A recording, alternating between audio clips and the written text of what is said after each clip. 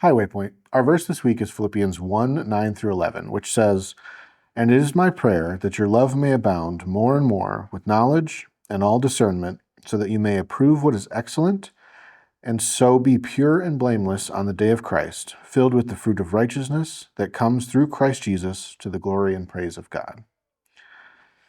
In these verses, Paul discusses love, as he does in this letter several times. The love credited to the Philippian church is not simply a feeling of affection. It is an active and filled out love. Paul uses the Greek word agape here, meaning a selfless and sacrificial concern for the benefit of others. And based on their reputation, the love of the Philippian church was already strong, but Paul is praying for it to grow even more strong. But Paul's not merely concerned with love. Even though it's a critical characteristic, it's not the only important aspect of the Christian life. He specifically prays for two other qualities as well: knowledge and discernment. True biblical love requires knowledge. We grow in love when we learn more about God's love for us and how to love others. In addition, love includes discernment. Discernment helps us love better by allowing us to focus on God's kind of love. His love is unconditional, rather than human love, which typically focuses on ourselves. In verse 10, we see that a growing love helps us approve what is excellent. Other translations say discern what is best.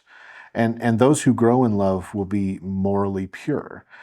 Paul mentions purity again later in Philippians in chapter 4, verse 8, adding, "Finally, brothers, whatever is honorable, whatever is just, whatever is pure, whatever is lovely, whatever is commendable, if there is any excellence, if there is anything worthy of praise, think about these things." And Paul ends these verses with a particular goal. He wants to see the Philippian believers overflowing with the results of a Christ-filled life.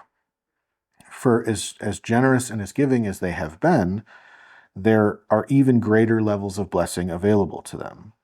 These are not blessings paid for by good works, but personal, spiritual benefits associated with godly living.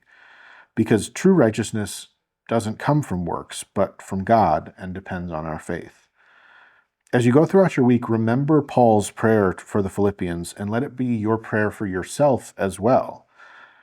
"And it is my prayer that my love may abound more and more with knowledge and all discernment, so that I may approve what is excellent, and so be pure and blameless for the day of Christ, filled with the fruit of righteousness that comes through Jesus Christ to the glory and praise of God."